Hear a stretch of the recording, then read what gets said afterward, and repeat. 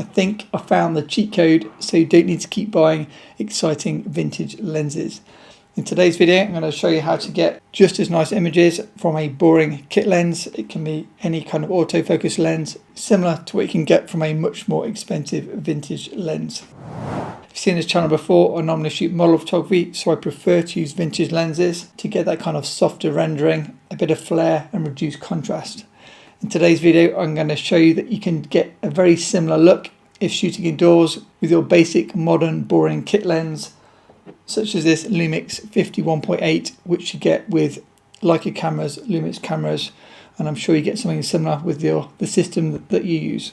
Hey guys, Matt here from arty-looking.com. So if you've seen this channel before, I'm often reviewing very nice vintage lenses because I prefer to use those for my female portraits. I was teaching a workshop in London, one of my usual Leica workshops, model photography and kind of the lighting aspect of model photography with various nice Leica cameras and various different lenses. My student Sandeep kindly brought additional nice lenses and even his Contax G2. We were both shooting film and digital. And I started off the first half of the day with the lenses that I expected to give me the best results. Those are my own lenses, like the Canon 51.2.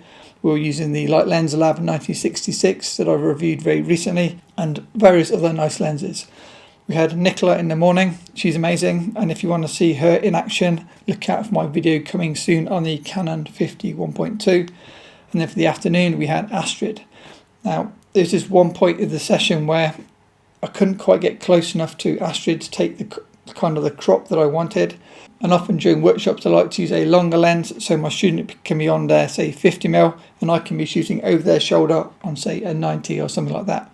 Now, I totally forgot to bring a long lens with me, and I knew that Sandeep had his 100mm Lumix lens. So I was like, hey Sandeep, can I borrow your 100mm lens to try? Now, if you don't know Lumix lenses, they make the kind of kit lenses, as I call them, the 35 1.8 and the 50 1.8, and these come with like the Lumix S5, S5 II.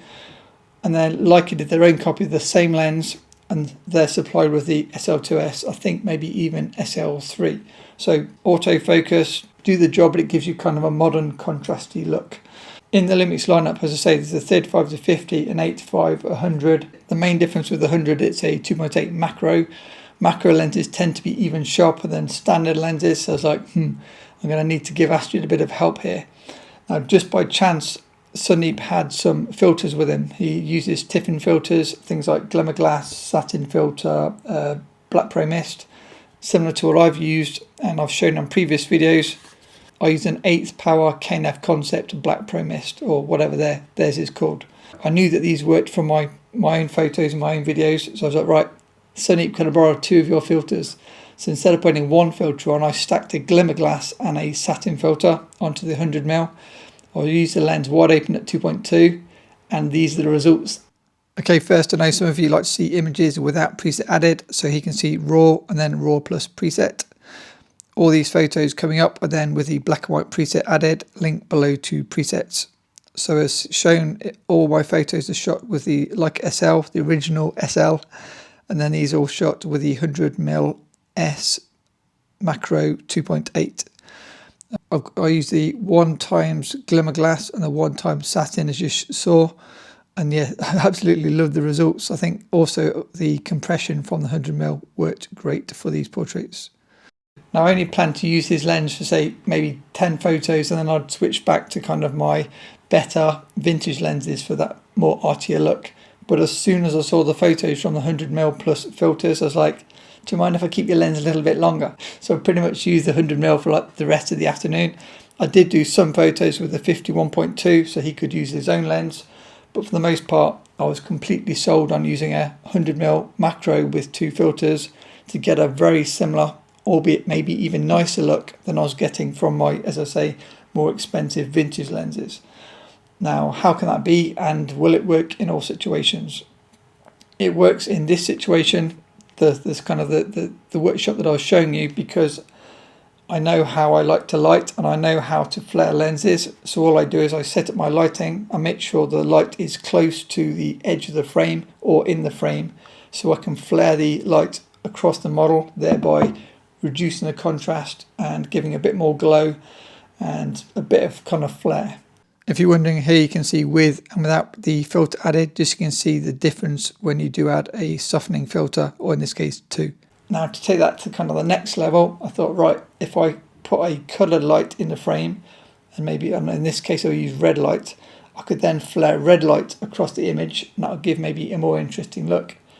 Okay, so here are the results with the red light. So I'm just using a red LED slightly behind the model, behind Astrid.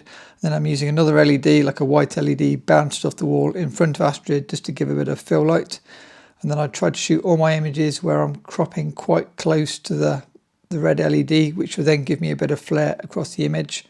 The whole point of having the light was to give a bit of coloured flare. I thought it might give an interesting look. I then just corrected the white balance to give more of a blue background, so the skin wasn't overly saturated and like too orange. Now to show you how close this was to the Canon 51.2, these photos are now shot with the Canon 51.2. As you can see, unless you've got a keen eye, they are very, very similar in terms of the flare, the contrast, maybe the sharpness to a degree. The macro lens should be sharper, but you can reduce the apparent sharpness look by, as I say, adding mist filters. So is this now the cheat code where I can sell all my vintage lenses and just use one modern kit lens? Well, not quite. The reason it works inside is because often I'm working with a model on a kind of flattish background, say a wall in this example. And so you don't really get much depth, and so you don't need bokeh, you're not going to really see vignetting and things like that.